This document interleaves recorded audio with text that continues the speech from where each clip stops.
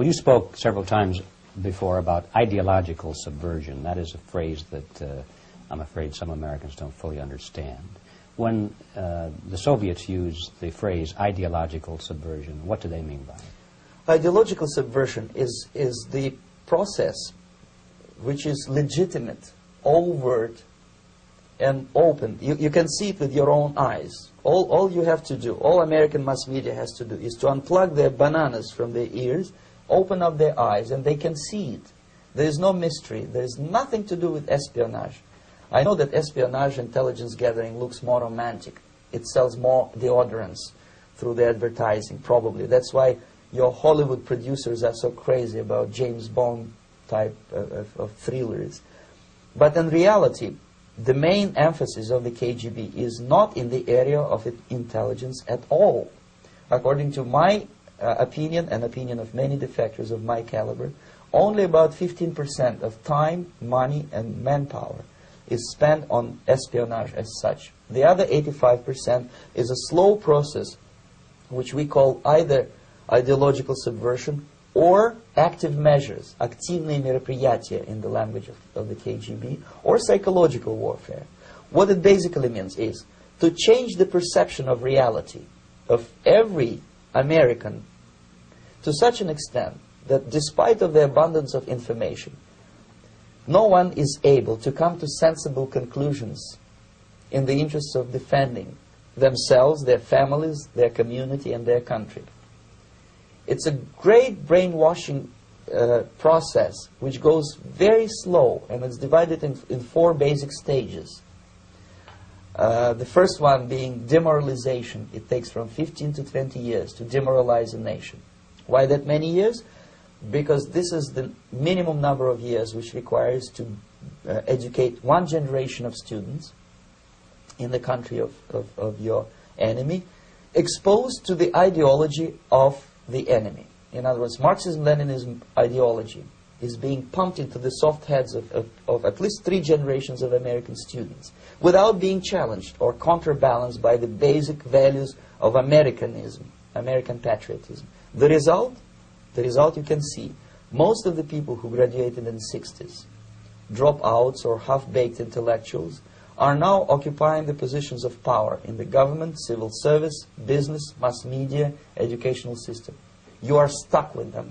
You cannot get rid of them. They are contaminated. They are programmed to think and react to certain stimuli in a certain pattern.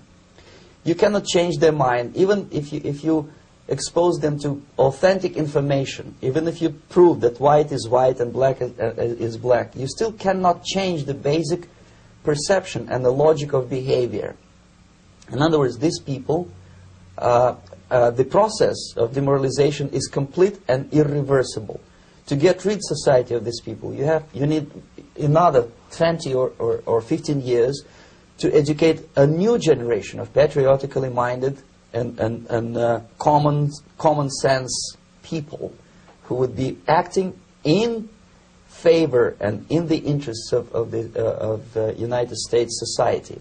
And yet these people who have been programmed and, as you say, in place and who are favorable to an opening with the Soviet concept, these are the very people who would be marked for extermination in this country? Most of them, yes. Simply because the psychological shock when they will see in future what the beautiful society of equality and social justice means in practice, obviously they will revolt. They will be very unhappy, frustrated people.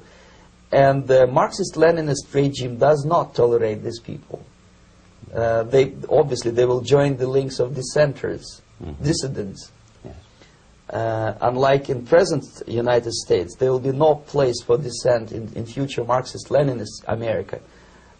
Here you can get popular like Daniel Ellsberg and filthy rich like Jane Fonda for being dissident, for criticizing your Pentagon. In future, these people will be simply squashed like cockroaches. Nobody is going to pay them nothing for their beautiful, noble ideas of equality. This they don't understand, and it will be greatest shock for them, of course. The demoralization process in the United States is basically completed already. For the last 25 years, actually it's overfulfilled, because demoralization now reaches such areas where previously not even Comrade Andropov and all his experts would even dream of such a tremendous success.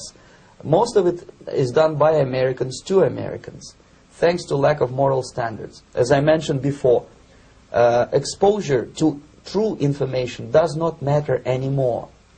A person who was demoralized is unable to assess true information. The facts tell nothing to him. Even if I shower him with information, with authentic proof, with documents, with pictures, even if I take him by force to the Soviet Union and show him concentration camp, he will refuse to believe it until he is going to receive a kick in his fat bottom. When a military boot crashes then he will understand, but not before that. That's the tragic of the situation of demoralization. So basically America is stuck with demoralization, and unless, even if you start right now, here, this minute, you start educating new generation of Americans, it will still take you 15 to 20 years to turn the tide of ideological perception of reality back to normalcy and patriotism. The next stage is destabilization. This time, subverter does not care about your ideas and the patterns of your consumption. Whether you eat junk food and get fat and flabby, it doesn't matter anymore. This time, and it takes only from 2 to 5 years to destabilize a nation, what matters is essentials: economy, foreign relations, defense systems. And you can see it quite clearly that in some areas, in such sensitive areas as defense and economy, the influence of Marxist-Leninist ideas in the United States is absolutely fantastic. I could never believe it 14 years ago when I landed in this part of the world, that the process will go that fast. The next stage, of course, is crisis.